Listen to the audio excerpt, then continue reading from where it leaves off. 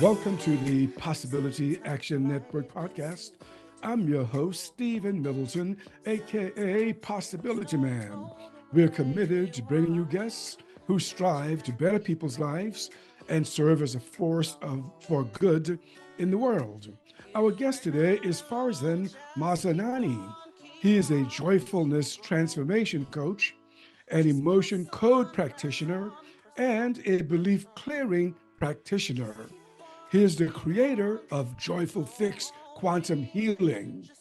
Farzin is also the author of Joyful Fix: How to Break Free from Stagnation and Move Forward in Your Life. Farzin, welcome to the show today. Thank you. Thank you very much for having me on. It's a pleasure to be here. Look, I am looking forward to talking to you. As I said before we started, you are Yeah. the man that deals with energy. So we want to talk for you for sure. But first, a reminder to our listeners and our viewers, follow, like, and share this podcast. Wherever you find it, your support matters and is appreciated. It helps us really attract guests like Mr. Mazinani. Hey, Farzan, what was your profession before you began doing what you do now? So my background is engineering, actually. It is totally unrelated to whatever I'm doing right now. It wasn't the field of energy, but the different type of energy, the physical energy that we just turn the energy to something else to power and use it in our daily life and those kind of Yeah. things. But now I turn that energy into a different type of power, the inner power, to power us to go and explore the possibilities that is in front of us. I like that word, possibility. Hey, I want to ask you a question that no one who you've talked to before has asked you. Here it is. Is the mind of the engineer the same mind you're using in your work today? No, actually, engineering mind is very analytical. So as an engineer, you analyze everything. You put the pieces together as the pieces of the puzzle. So it is somehow a type of bottom-up approach. It means that when we want to solve the problem, we just put the pieces of puzzle together, find the information, and connect them together to find out the end picture of whatever that we are discovering.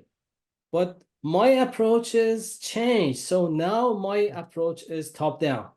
What it means is that sometimes you get a download. Some information just comes to you without even you knowing about that beforehand, without even studying that or something else. So that is the difference between knowledge and wisdom. Knowledge is the bottom-up approach, pieces of the puzzle, so we see the picture at the end. Wisdom is different. Wisdom is they present you with a picture, so you know what it is. All of a sudden, you know what you're seeing. So I give you an example. You go to a room, the room is dark. You can't see anything in there. So you try to explore what is in the room. So by analyzing with your senses, for example, vision is not working in there because it's dark. So you have to sense, you have to feel things. You start discovering things, feel them, and guess what they might be. It might be a chair, a table, a bookshelf, some books. And there are some items that you cannot recognize because it is not within your imagination, or you didn't deal with that before. So you don't know what those things are. So you just throw some guess. It might be this, it might be that. So you're trying to just put the pieces together to find out what is in the room. But all of a sudden somebody comes and turns the light on. What happens is that you can see things. You don't need to examine that in details and stuff. You see them and you know what they are. That is the difference between knowledge and wisdom. Wisdom is coming from somewhere else. Knowledge is in the books.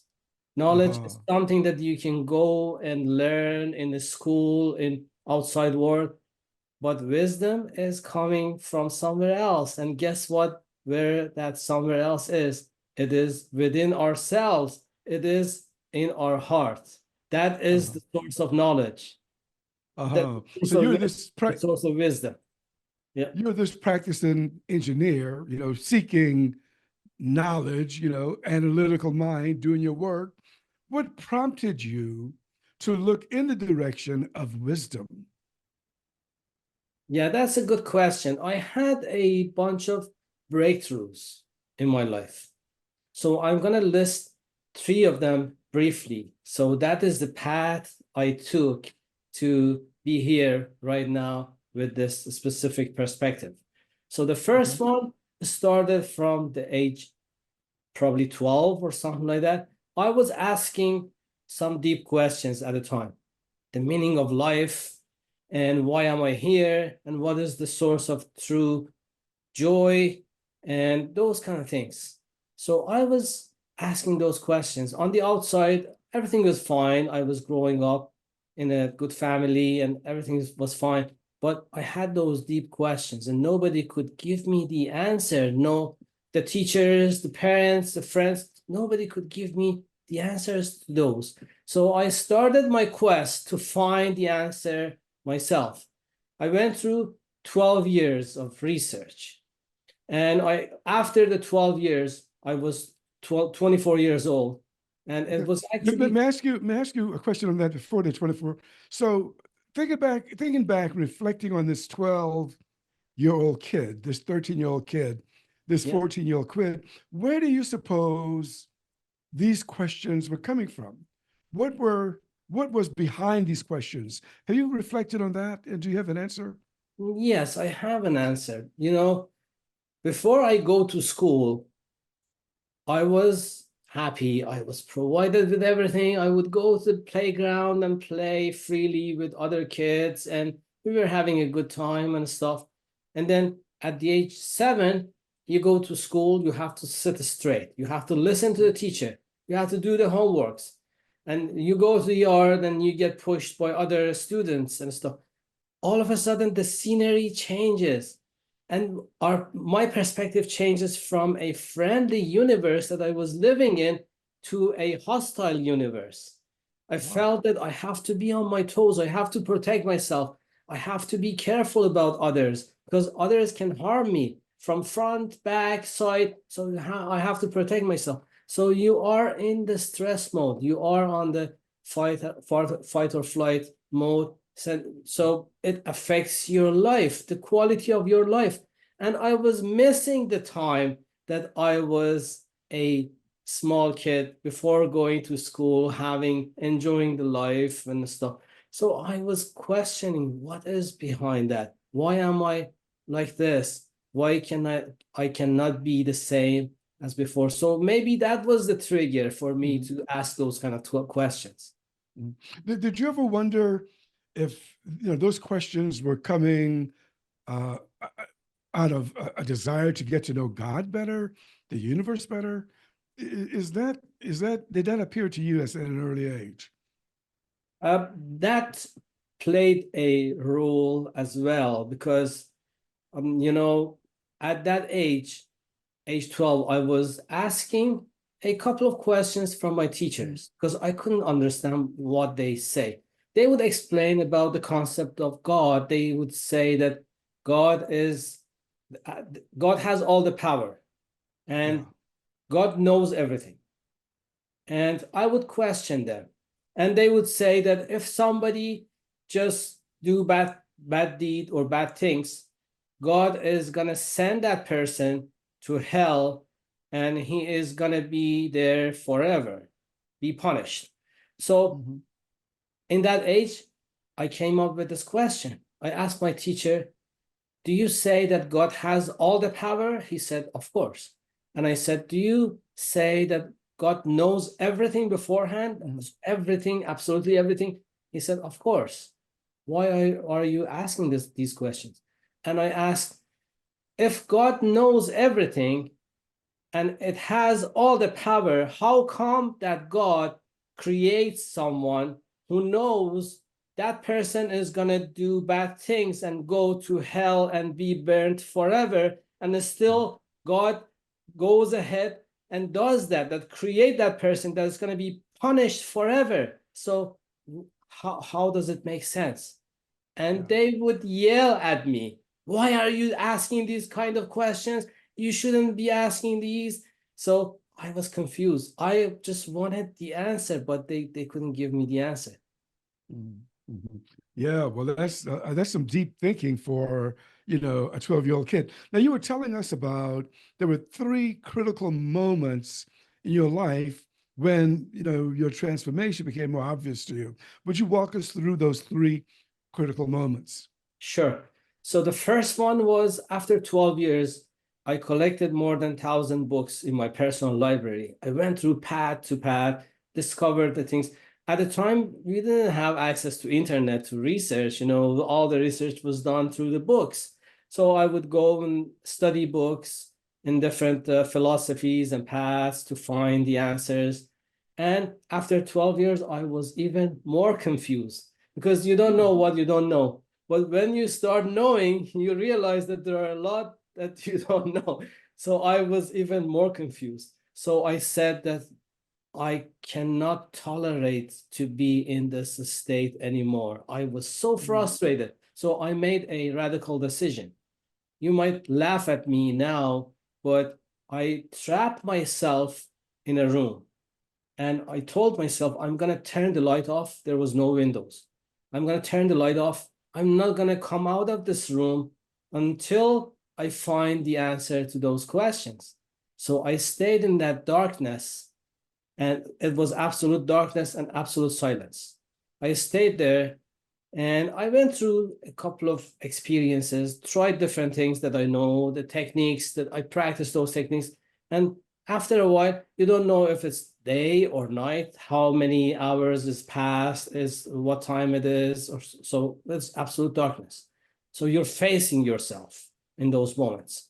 And I ran out of techniques and I was giving up because I didn't know what to do. I was sitting in silence, and all of a sudden, an experience came. It was a life-changing experience. So what happened was I felt a warmness in my heart, and it started to spread all over my body. I felt that my cells are burning from inside. And then I started sweating badly and shaking, and all of a sudden there was light and there was sound like music. And it was coming from inside, not from outside. Because outside, remember, it was absolute silence and absolute darkness. It was coming from inside. And in that moment, I felt that I'm connected with everything and everyone. There was no separation. Separation is coming from the mind, and there was no separation. And I would get answer to all of my questions in that moment because I was connected to the source of wisdom within our heart.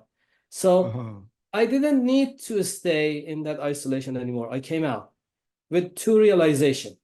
One was all the things that I was looking for on the outside, I was carrying it. It was actually inside. All the wisdom that I was looking for was inside, wasn't outside.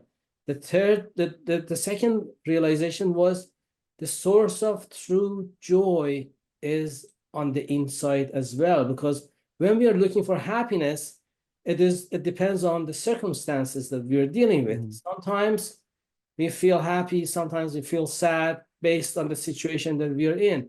But joy is different than happiness. Joy is coming from your heart. When you have access to that joy, it doesn't matter what situation you're in. So two realizations. The source of joy is within your heart. The source of wisdom is within your heart. And with that, you have access to whatever you want. You don't need to go through that process. But the question remained that why some people is very difficult to get access to that the joy and wisdom that they have in their heart. So that I had that question. So why is it so difficult? So a few years after. But let's not leave that yet, right? Because you said you gave us a lot there. And so How long were you in this dark room? It was close to 5 days. When I came out, Five, I found out it was 5 days. Wow. Oh my gosh. So now, because someone would be thinking, Farzin made a discovery by being in a dark room. Perhaps I should go into a darkened room to see what I can discover. Would you advise that? no, I don't advise that. Uh-huh. Unless you are so frustrated like this, like me, and you don't have anything else. But I'm gonna give you some clue that how you can just manage to get access to the source that is within your heart. Not all of us are ready, or not all of us are that eager to just do it the hard way. We can do it an easy way, and I'm gonna offer an easy way in here as Okay. well, because that is Okay. that is related to my second breakthrough that I have. So the second Okay. Number breakthrough, two. Number two. yeah, Okay. number two is like that. I'm uh, mm, I was working somewhere, you know, uh, it was right after 9/11 in 2001. I immigrated to Canada. And so when you immigrate to a new country, everything has changed. The language, you have to learn the culture and everything, the behavior of people, everything is new. Everything is new. So I had to start from scratch. So I had to forget about my background as an engineer and start bringing food on the table. And it was right after 9/11. There was not many opportunities at the time. So I was working somewhere doing some physical work. And what happened was I injured my back during lifting something. I went to the freeze mode. My back just froze. I couldn't move. And then I lost my job. And then I had to go to therapy to just improve it. So they sent me to physiotherapy. I went to MRI. They took some pictures. They said that you have to deal with it for a while. The problem was almost gone, except for one thing. I was carrying that chronic pain for a long time. Almost every week, I had to go to therapy, physiotherapy, or acupuncture or massage therapy to get relief from the frozen neck that I would face almost every week.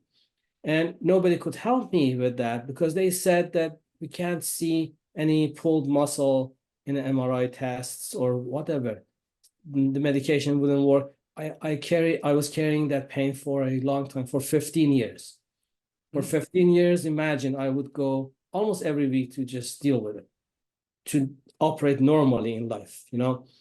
So after 15 years, I was established in the country. I had my house. I had my whatever I wanted. My wife, my son was born, and I had everything I wanted. But I was missing that piece of the puzzle, that pain that I was carrying, the chronic pain. So a friend of mine came over and she said, maybe I can help you. I didn't trust as in my mind that what she can do that all the specialists couldn't do. But she said that there's no harm, that let's try it. So she gave me a couple of phone calls and she released the trapped emotions that I had at the time of injury. When you are injured, you have that worry that you cannot provide food for your family, you're losing your job, and you go through a lot of emotions. And sometimes we cannot process those emotions completely. So our subconscious mind says that I'm going to store it somewhere in the body and deal with it later. And those kind of trap emotions are the source of a lot of physical, emotional, and mental problems that we have. Everybody is carrying more than 200 of those trapped emotions. And they paint the picture of your life. They are like filters. So she released those, and I was fine. And I was Wow. expecting to get uh, back to that freeze mode a week after, but never happened. So I was Uh-huh. completely cured. And she said Okay. that you have the talent to do the same thing for others as well. So it changed the direction of my life, but she did something else as well. She released my heart wall. So what is heart wall? When we are in a situation that we are dealing with others, maybe in a breakup, or the loss of a loved one or something like that, we are under pressure. We have to protect our heart because our heart is very sensitive. Did you know that there are lines on the heart when they scan it, and it is the exact same as the lines that we get when we have a cracked bone on the X-ray? So those are broken heart syndrome. So what is broken heart syndrome? Sometimes we feel pressure in our chest. We feel that it's maybe a heart attack. We go to the hospital and they examine, they say, no, it's not a heart attack. It's a broken heart syndrome. So it is a medical term that they use. It is called broken heart syndrome. And a Japanese scientist discovered that there are lines on the heart that they can see. So those are the broken heart marks that we carry on our heart. So our heart is very sensitive. We have to protect it. How do we protect it? When we are in a situation like that under pressure, our subconscious mind creates a chamber, some type of protective shield around our heart with our trapped emotions that is stored in our body. I said we have 200 of those, more than 200 of those trapped emotions. So our subconscious mind grabs some of them, break by break, builds a shield around our heart to be able for us to protect our heart. So what happens is that the situation is past, but we are still carrying the heart wall. It is like 10 years after the war, we are still living in a bomb shelter because we don't have any communication that war is over and we can come out. We don't have any. So the feeling is the same. Our relationship with ourselves is limited. With others is limited, and with life is limited as well. It limits everything. So that was my answer, that why people cannot get clear connection with their heart to bring that joy and wisdom. So that was my second breakthrough, because I felt that in myself. It is a transformational experience when you're free from that burden that you're carrying. When I just dismantle the heart wall for people, I see the shift, but it is not the regular shift. It's a transformational shift in people's life.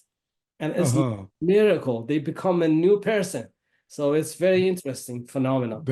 That's encouraging. And you've just taught me that a broken heart is literally a broken heart. You can see the lines on the heart. That's interesting.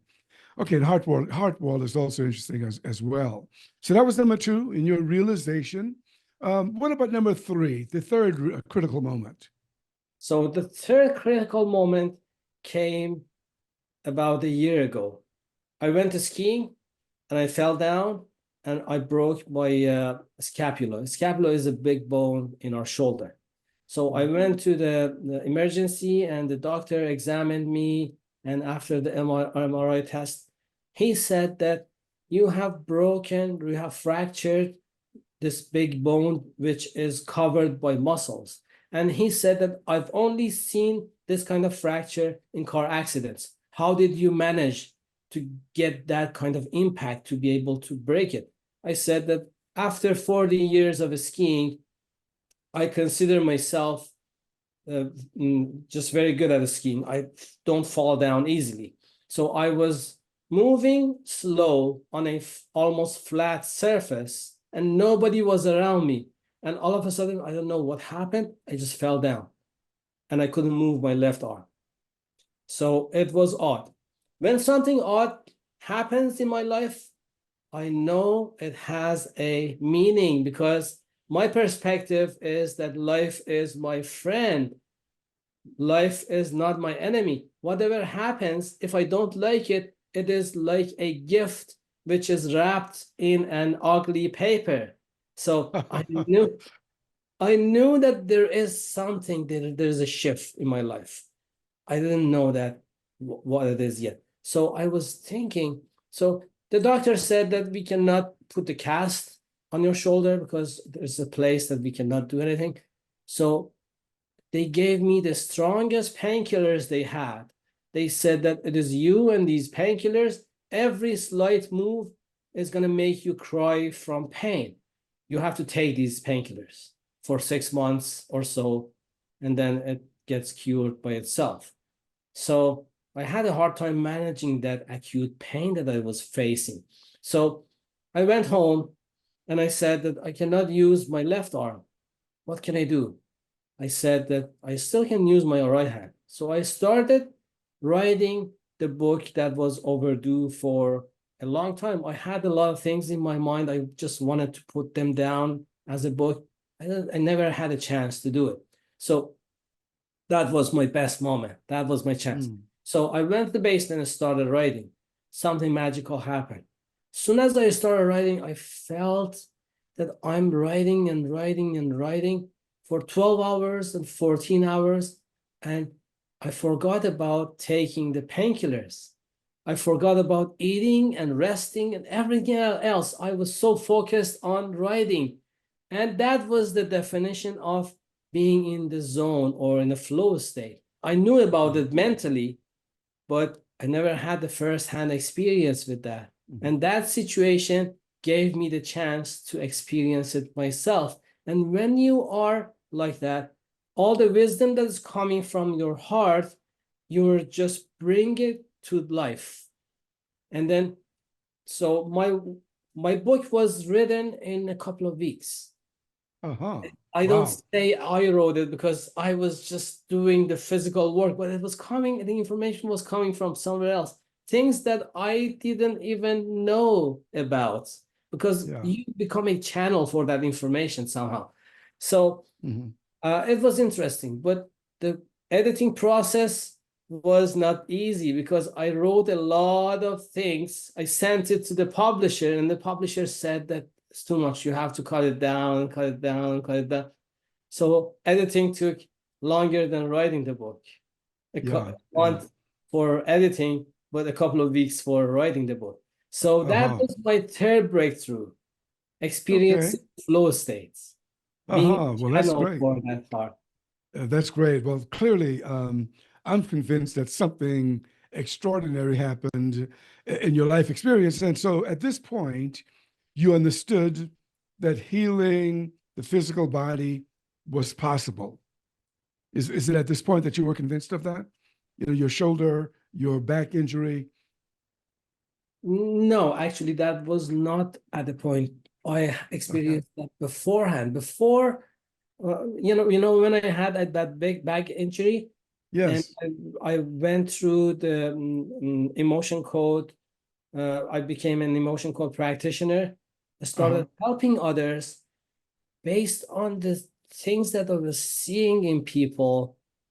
It was like a miracle. Every day I deal with miracles. Every day in my life. Okay, that's what I wanted to know about. So it came earlier. So when did you create JoyfulFix? Was it at this time, or did JoyfulFix come later? So when I was working on people based on emotion code and belief code and those kind of things, the things that I'm a certified just a belief clearing and belief clearing as well. So this is the belief aspect, and there's the emotional aspect that they are just work together. They are both affecting our life. So I was doing those, and I noticed that sometimes I remove those blockages from people, but they need to elevate their consciousness as well. It is, I give you an example. Sometimes, have you seen that people who win the lottery and a lot of wealth comes to their life changes in an instant. And then a couple of years after, some of them file bankruptcy. Why do they do that? Because their self-image is not there yet. They gain all that money, all of a sudden, their life changes, but their self-image is not changed. So what happens is that they do something unconsciously to do self-sabotage. They make stupid mistakes. Right. Okay. And then So what you're saying is brings that them back to the situation that they're more comfortable with. Right. So you're saying that some people walk around with limiting beliefs And then for one of your, I don't know if technique is the right word, is belief clearing to Yeah. help them go past that limiting belief. Okay. Yeah. So now you mentioned emotion code clearing as well. What is that? So it is based on the work of Dr. Bradley Nelson, who created emotion code. And so those trapped emotions that we carry in our body is affecting our organs, and it is affecting everything. I give you an example. Our immune system is, when it is working perfectly, it can deal with all the virus and all the pathogens and whatever that is coming from outside. And our body is filled with those bacteria and viruses. And the number of bacteria and viruses and pathogens in our body is even more than the number of cells that we have in our body. So we're living in those things. But whatever that's preventing us from getting the disease is our immune system, is a protective mechanism that we have as an immune system. As the immune system is a bunch of things, a combination of things. And sometimes our immune system is not operating at its peak level. So when I test people, for most people, it is under 30% or something like that. And when it goes under 10% of operation, we are vulnerable to those kind of things. The cancer cells, the bacteria, virus, whatever that is, outside or inside. So we are vulnerable to that. But so what is affecting our immune system? It is those trapped emotions. For example, we have something like thymus gland. There are a bunch of things that is related to the immune system. For example, we have liver. Liver is very important, and it is part of the immune system. There are some other things like spleen, liver, thymus gland. Those are like the three forces in a country. When an attack comes, if those forces are not communicating, the Navy with the other forces cannot communicate with each other, what happens is that we are vulnerable. So when for example, the spleen is acting normally, unless there is some interruption, like a trapped emotion that is stuck in this spleen, then it is not acting normally. It is not using its full capacity. So it brings our immune system down to the level that we are vulnerable to disease or something like that. So it's affecting the whole aspects of our life. And there are some other aspects as well: stress, anxiety, and depression, and so on. So those are not physical, but they're mental aspects of our life. Those are affected by the trapped emotions as well. I got you. Okay, and we'll talk to you about emotional well-being in a moment. But first, let's put the spotlight on physical conditions. Physical conditions. And so when your clients come to you with physical conditions, physical problems, what kinds of things have you seen? So I assess the root cause of the problem from the symptoms. Symptoms are important. When we have a pain, instead of killing the pain, that is what we normally do.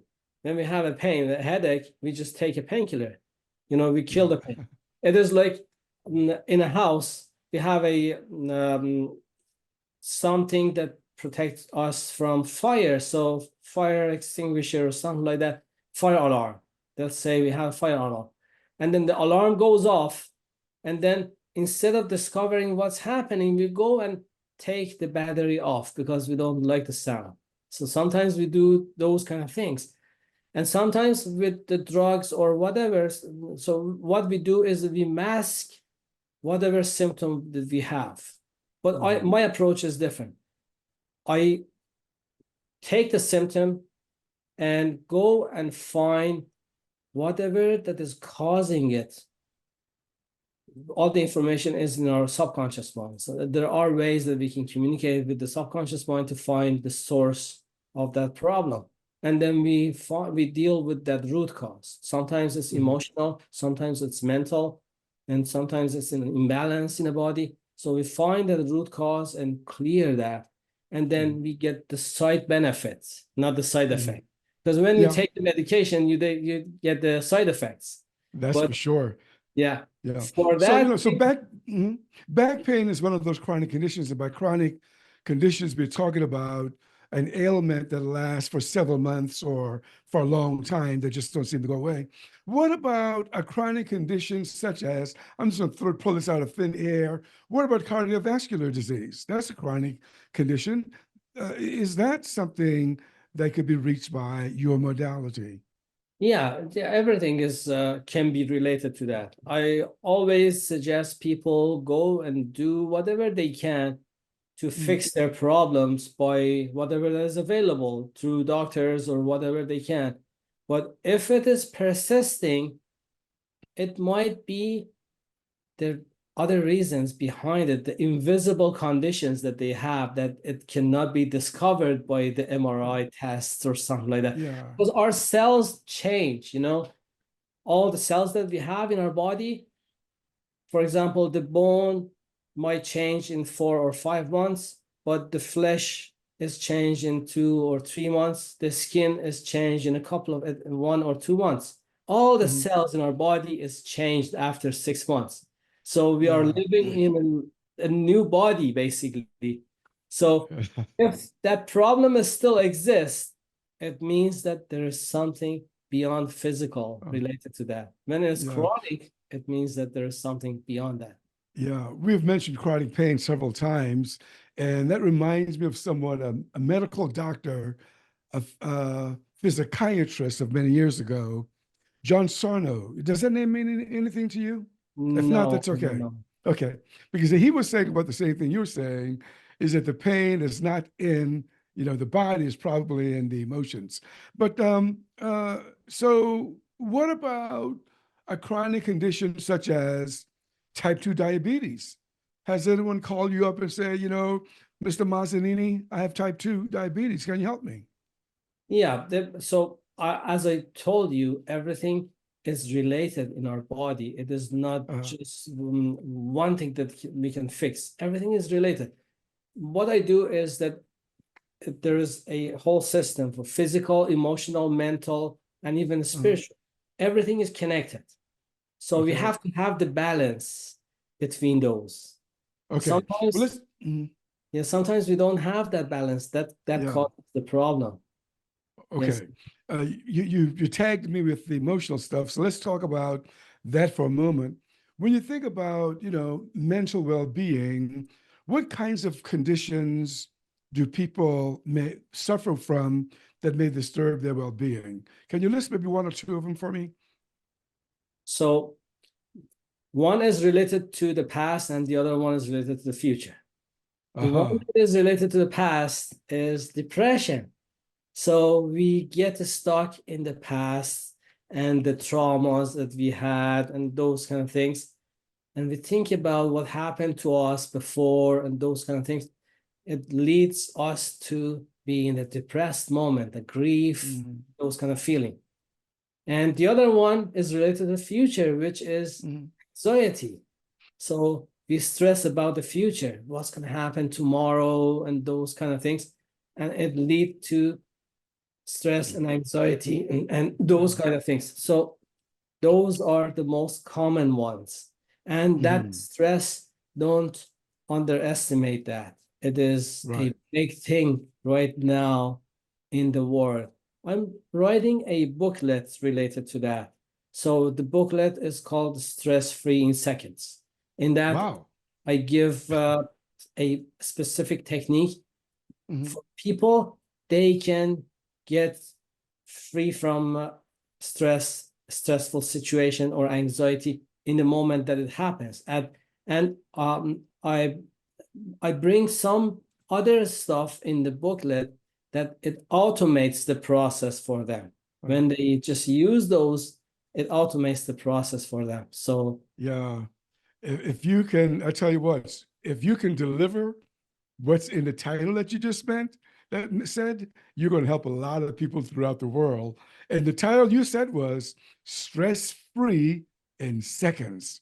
That's Yeah, quite a promise. Yeah.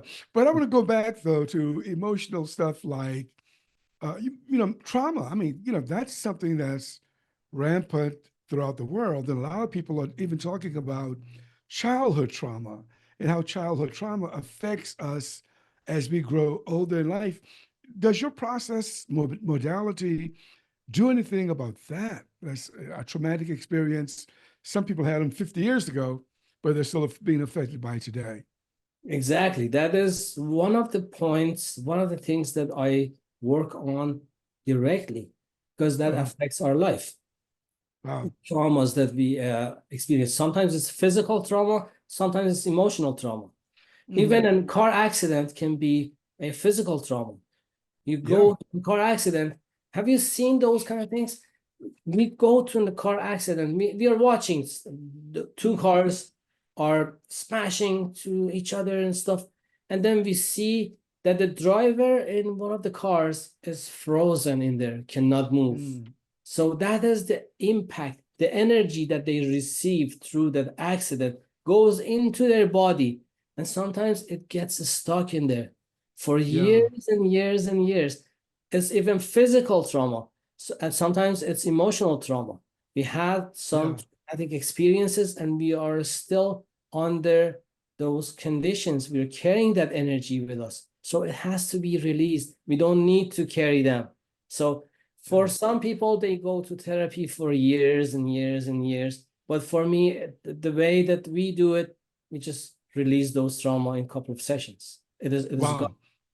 The Yeah. energy I release. read where you said that it's possible to neutralize trauma. Can you say more about that? If I got that right. I mean, I think I did read that in connection to you. Yeah, it is an energy that we are carrying. And there are Uh, lots of those kind of energies that we carry that we don't need to carry anymore. It's like a yeah. backpack full of stones that we are Yeah. carrying in life. And as we age, it is harder to carry those, and they are accumulating as well. Everybody on average is carrying 200 of those stones in their back and they don't need to. Yeah. And so that is one of those energies. The traumas that we have, those are the energies that we are carrying, is Mm-hmm. affecting our life. But it can be released. There Mm. are ways that we use, actually, they are scientific ways that we use to Mm-hmm. release those through medical magnets and so on. And there is a process for biofeedback and muscle testing, and it is actually a scientific process, and not Mm-hmm. many people know about those kind of things, but they exist Yeah. those kind of ways that we can just use to relieve to release the pressure that we are under.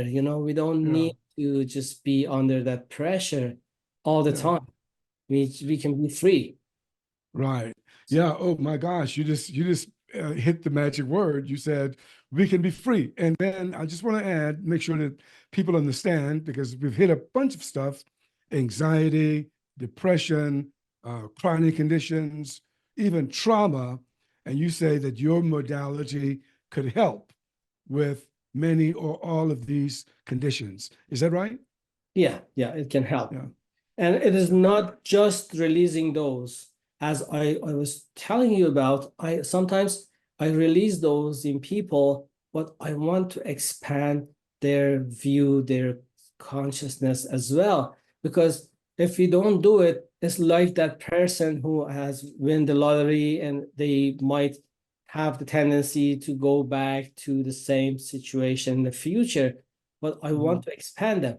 So what I do is that I just help them to change their view. And then when we Mhm. change their view, we change our life. When we change Yeah. our definition, we change our life. I give you an example. What is the definition of success?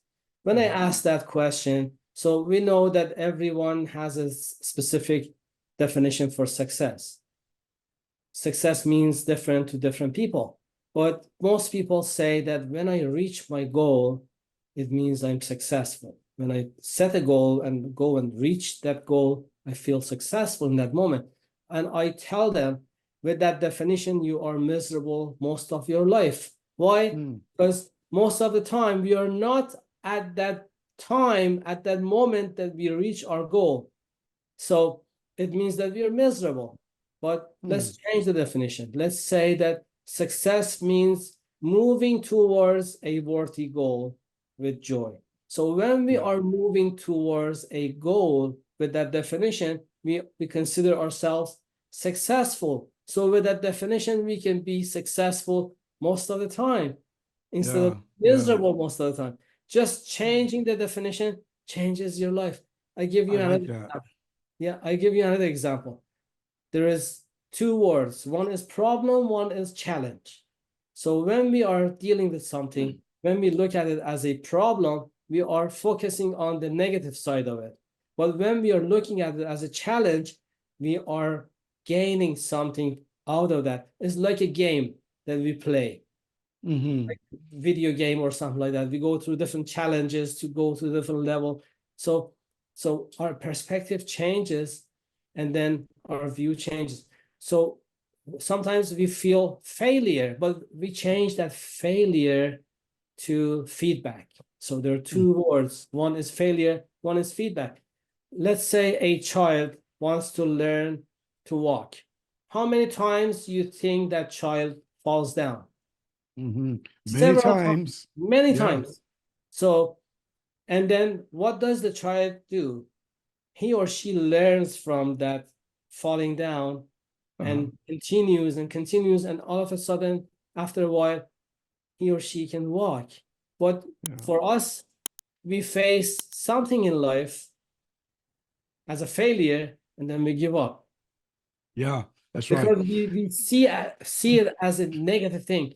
But Yeah. what if we see it as a feedback that is giving Right. us an edge to go to the next step and next step and next step? So we Yeah. change our view, we change our definition, we change our life. Mm-hmm. I like that. I like that a lot, as they say. You mentioned a couple of words, and I want to make sure we get clarity on them. You've mentioned consciousness, and you also mentioned the subconscious. And a lot of people talk about consciousness, but a lot of people have different ideas about it. What do you mean when you say consciousness? And then secondly, about the subconscious. Okay, so let's put it this way. Consciousness is the angle that we can see things.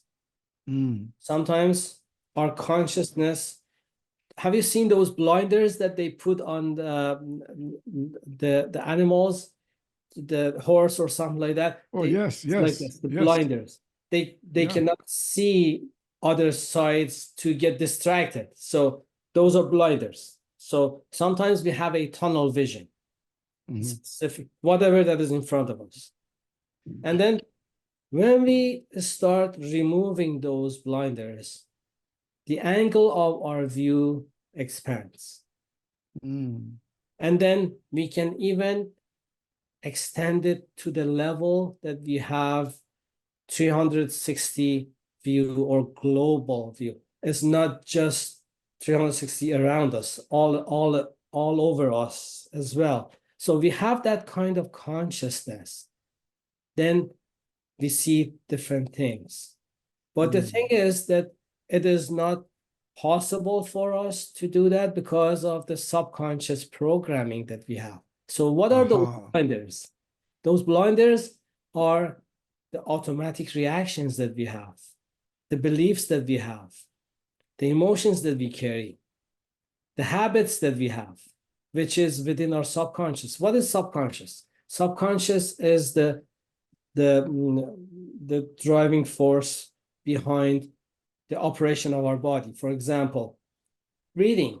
You're automatically breathing. You don't think about it, right? When you're sleeping, you're still breathing. So it is operated by our subconscious mind. Or digestion. So you eat something in your stomach, it goes to the process of digestion. Nobody can create something similar to mix all those elements chemically and separate the good things out of it and separate the bad things to just take it away. Nobody can do that. It's a very complicated process. It's very complicated. So, but we are doing it automatically on the background. Yeah. It's all happening in the background. So that is subconscious. Subconscious is very strong. You know, when we do something, when we think about something, for every second, between 20 to 40 neurons are fired in our brain. When our subconscious mind is doing an operation, between 20 million to 40 million neurons are fired per second in our brain. So the speed of operation for our subconscious mind is a million times higher than our conscious decisions. That's why we might consciously decide to go through something, set a goal for ourselves, a yearly resolution, for example, to go to the gym when we start the year. And then we know that it is good for us. We go sign up for the gym membership, pull it and pay it in full, and we are sure that we are going to go to the gym. But the year is past when we used that gym for a couple of times and then we didn't use. So why? Because our subconscious mind is not aligned with our conscious decisions in that situation. So subconscious mind has its own things. Sometimes we have beliefs. For example, I might have that kind of belief that I'm not good enough. I might be a child and my parents, I come home with the marks and I got maybe 60 or 70 and even 90. And my parents say that, why didn't you get 100? I feel that I'm not good enough. And then it gets stuck in me as a belief in my subconscious mind. So we have that belief that I'm not good enough. And it is in my subconscious mind. So it's dominating every aspect of my life, you know? So that is the subconscious. Those are the blinders that we have. Those are those things that limit our view, you know? When we release those, it starts to expand our view. We can see more and more and more. You know, people are somehow under the influence. All of us are, you know, under the influence by the society, by our belief, by whatever that we experience in life. You know, we are under those kind of conditions. That's why sometimes we do stupid things, like killing each other over stupid things. Like if that person is not the same as my race or the same as my belief or whatever, I have to go and kill that person. So it's a stupid, but we still do it because we have those blinders, you know? So that is, I got you. Yeah. I got it. But look, I got you. But I got to ask you, the great question of the day is what I call it. It's the question that's on everyone's mind, you know. There's a lot of teachers who share what they do. But here's the great question, and I want you to respond as best you can. The great question is it possible? That's what they're asking. Is it possible for me? You know, Farzin Mazinani had that experience, but they're asking Farzin, is it possible for me? That's the great question of the day. So my answer to this question is not only it is possible, we came here for that, to be authentic, to be expanding our wings, to go through transformation from caterpillar to butterfly, to be able to fly. We came here for that. It is not just a possibility. It is what it is expected from us. We just came here to expand. There are two reasons that we are here. The two aspects of God, let's say, or higher consciousness. One is joy and one is expansion. So joy, we had it before. We didn't come here for joy. We came here for expansion. And it is possible, not only it is possible, it is our agenda to come here to expand our consciousness, to grow. Well, yeah.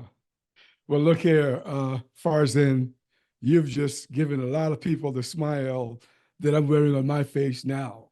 That's very hopeful of what you've just shared. Look, is there anything in your heart that we haven't touched upon today that you want to share with us now? Sure. So I just wanted to share this. Sometimes we think about self-love. Everybody is talking about self-love and self-forgiveness. We have to forgive ourselves because sometimes we are dealing with shame and guilt and those kind of things, and they are bringing us down. So everybody is talking about self-love, but nobody is giving you the way, the practice, something that you can use to be able to do that, to have that self-love. And I'm going to give the audience something in here. So all of us are exposed to a lot of experiences in life. And sometimes we have an argument with somebody and we get mad, and then we just mentalize it. We have the prefrontal cortex, so we analyze everything. So it gets stuck in our body. That is the trapped emotion of anger, for example, that we carry. And it paints the picture of our life. We are vulnerable to that kind of energy. So we have many of those. We have those trapped emotions. And what happens is that we realize that I'm not my emotion. When I say I'm angry, I'm associating myself with that anger, but I'm not my emotion. Why? Because what if I change my emotion? Am I going to be a different person? No, I'm the same person. I'm a consciousness that's behind it. I'm not my physical body. If I be my physical body, if I cut my hand and put it in front of me, I'm going to be a different person? No, I'm the same person. I'm not my thoughts. Otherwise, if I don't think about anything, what happens is I shouldn't exist, but I still exist. So I'm something beyond physical, emotional, and mental layers. And sometimes we carry those kind of stain on those layers, like trap emotions. But we have to disassociate ourselves from those emotions. It is not the true statement to say I'm angry. I can say I'm carrying the emotion of anger, but it can be washed out like a piece of stain that is on the cloth that I'm wearing. So that is, we are disassociating ourselves with that emotion. So that's why we start having that kind of compassion towards ourselves that is carrying that layers that we are wearing. We are carrying a lot of those stains, and we develop those kind of compassion towards ourselves. And then that's why we can love ourselves with whatever we are. It doesn't matter how or what or whatever we are, we can love ourselves. And when you start developing that kind of compassion towards yourself for carrying all those loads, you start seeing others differently as well. You don't react to whatever they say or whatever they behave, because you know that they are behaving or saying based on the loads that they are carrying, but it's not their true self. True self is their heart, is hidden in their heart. So when we focus on that, we can see the beauty in everyone and everything, even within ourselves. So that is the meaning of self-love, self-compassion, and the connection, pure connection that we can have with each other. That's beautifully expressed, Farzin. Well, look, I enjoyed our conversation today, and thank you so much for sitting with me for this discussion. Thank you for inviting me. It's a pleasure to be able to have a chance to talk to others about those kind of things, because sometimes we don't have access to that kind of wisdom and information. So we can all help each other. I learn something from you, you learn something from me, and then we expand together. That is the best way to do. It's not just a one-way street. We all expand together. That's nice. That's nice. Well, you have been listening to the Possibility Action Network podcast. Our guest today has been Farzin Mazinani. I'm your host, Stephen Middleton. Until next time, good day. You are not alone. Just keep on, keep on, keep on going. Just press on, press on.